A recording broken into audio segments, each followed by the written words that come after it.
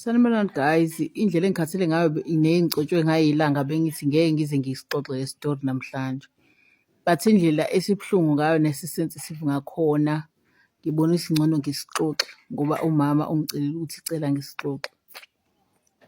Uthi-ke umama uney'ngane nje eziwu-5, abafana namantombazane, abafana bawu-3, amantombazane awu-2. Uthi uhlala endaweni angathandanga ukuthi ngiyidalule. Uthi umama ubaba wazi iy'ngane akekho, kushuthi nje uyi-single parent uyazikhulisela iy'ngane zakhe. Uthi ngelinye ilanga bezwe kuthiwa kudutshulwe umfana wakamakhelwane wakhona. Ma bezwa kuthiwa udutshuliwe umfana-ke kushuthi phela bayobakhalisa nje nabo ba-attend nje benze yonke into nje omakhelwane. Uthi makusuka lapho, uthi labantu abashonile abantu aba-rich abanegama emphakathini nabaziwayo nabasatshwayo. Uthi hhayi-ke bahambe yena kube khona into emphuthumayo nemxheshayo ukuthi angayi emngcwabeni. Uthi angayi yena emngcwabeni, uthi ahambe ayo-attend-a leyo nkinga eyayimvelele. Uthi kodwa avuse iy'ngane athi nje ngicela nivuke niyomba. Uthi sekwabafana-ke sebeno-17 kanje abasese-high school. Uthi azihambe ziyomba iy'ngane. Uthi uma ngibuya mina ngibuya ngabo-2 vele sekuzofihlwa la kulo muzi. Uthi hhayi uma ngiqhamuka nje ngihlangabezwe iy'ngane ey'ncane zithi hayi bo umalume ubani bamthathile laphayana lapha emngcwabeni, hawu. Uthi basho enye yey'ngane zakhe. Uthi hayi bo ngixoxa ukuthi bamthathe bamsephi, ngitshela ukuthi hhayi kushuthi bathunyiwe phela mhlampe bayothenga kamakhelwane. Uthi hhayi zithi iy'ngane bamthathile umalume ubani. Uthi hayi bo ingimangaze lento. Uthi mengibe ngithi ngiyasondela ayi nabantu kube khona nabadala bathi hayi bo ingane yakho ithathiwe and kade behambe beyishaya bayifaka emotweni. Hayi bo ingithuse lento. Uthi nje hhayi-ke ngifike endlini sengibeka iy'mpahla, uthi ngijuluke ngimanzi manje. Uthi ngibeka iy'mpahla engangiziphethe. Uthi-ke ngibabele khona kulo muzi ekushone kuwona. Uthi kuthiwa hhayi uthathwa abafana bakhona ngoba uyena obulele lo mfana oshonile, mfana oshonile lo udutshuliwe. Uthi ngixaka ukuthi hayi bo ngoba ingane yami ayikazi iphathe ngisho umbese, ayinawo ngisho umbese futhi ayikazi ilwe nanokulwa nomuntu. Ngicela ungihlisele i-T_V wentombazane, ngiku-TikTok, ngicela ungihlisele i-T_V. Uthi ngixake ukuthi ngoba le ngane ayikazi iphathe ngisho umbese, ayikazi ishaye ngisho umuntu, ayikazi uzwe nokuthi ixabene nomuntu and naye lo shonile futhi akaze baxabana. Uthi hhayi bangasho ukuthi bamsephi. Uthi ngisangane ngiphele ngifonele iy'hlobo, ngifonele abangani. Uthi ngisangane ngiphele. Uthi hhayi ingane bayishaye lapho bayise ehlathini, bafike bayishaye bayifake ishubhu le kuthiwa irabha le yemoto ebasesondweni lemoto ngaphakathi ishubhu. Bayifake kodwa kushuthi ibe nokulengayo la phezulu, yabo lokho okuvele kucije la phezulu, kushuthi kube nesikhala phezulu. Bayigqokise ubuso, bayifihle ubuso, beyishaya kanjalo lapha eshubhini bethi phela ayivumi ukuthi iyona ebulela umuntu, ingane ilokhu iphika-ke beyishaya-ke. Uthi-ke bake badubule la eshubhini phezulu, badubule eshubhini phezulu, kushuthi cabanga lowo mduma nje kusho isibhamu sidubula phezulu entweni oyigqokile efana nesigqoko sakho phela leyo nto. Athiwa-ke iy'nhlamvu ngenhlanhla bebeshaya phezulu zimgcwitha umntwana ekhanda kodwa zingamdubuli ekhanda straight. Uthi bamshaye asazi ukuthi kwabona omunye wabiza amaphoyisa. Uthi mabiza amaphoyisa bafike basho bathi uyena lo obulale ubhuti lo oshonile. Uthi-ke amthatha amaphoyisa umntwana ayombopha.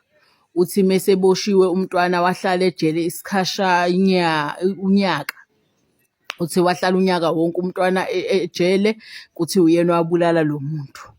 Uthi hhayi kuthe emva kwaloko kwakhona umuntu oqhamukayo kushuthi oseshawe nembeza, waqhamuka wathi hhayi sengithi angilikhuluma iqiniso, le ngane ayizange ize imbulale lo muntu, umuntu wabulawa usibanibani.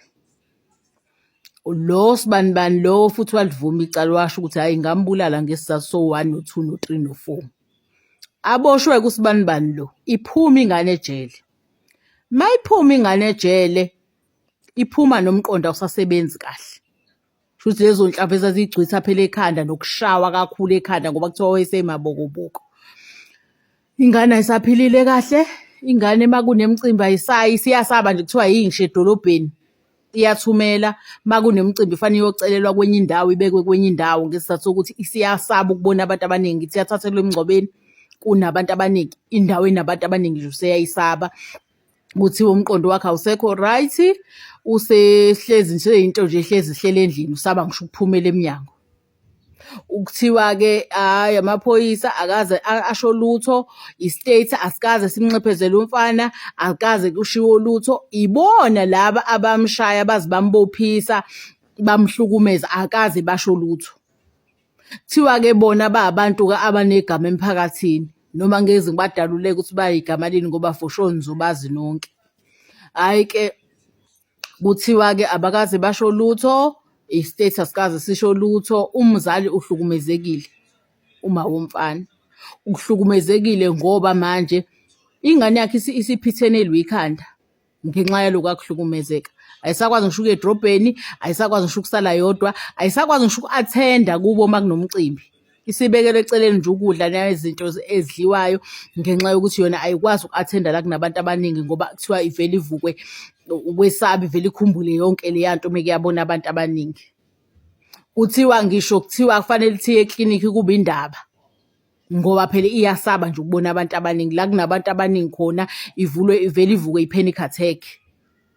So guys, uthi kuma wale ngane akusixoxisise isitori ku-TikTok, ngicela bangi-advise abantu, ngicela abantu base-South Africa bangi-advise ukuthi yini engayenza ukusiza umntanami nokuthi labantu bazoxoliswa. Uthi ngoba ngangamfonela umama wakhona, uthi hhayi wabhala ecisha nje wangayikhuluma into esile ukuthi ukhuluma ngani, wathi hhayi nginey'nkinga kabi mina eziningi kabi ey'balulekile.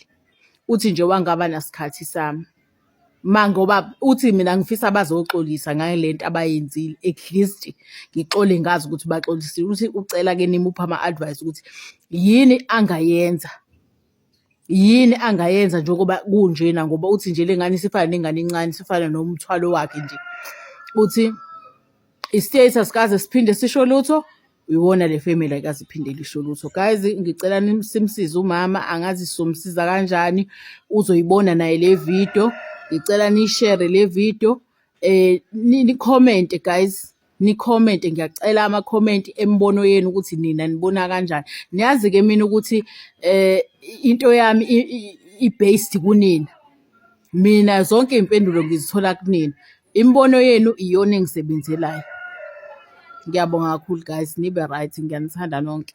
Sibingelela ngenza ukuthi ecema uqala ukungena kuleli khasi lethu, wenza ubulungu esicafo subscribe button.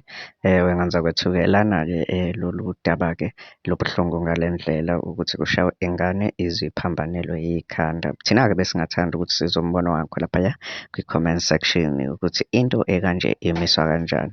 Siphinde sihlangana kwividiyo elandelayo. Danko.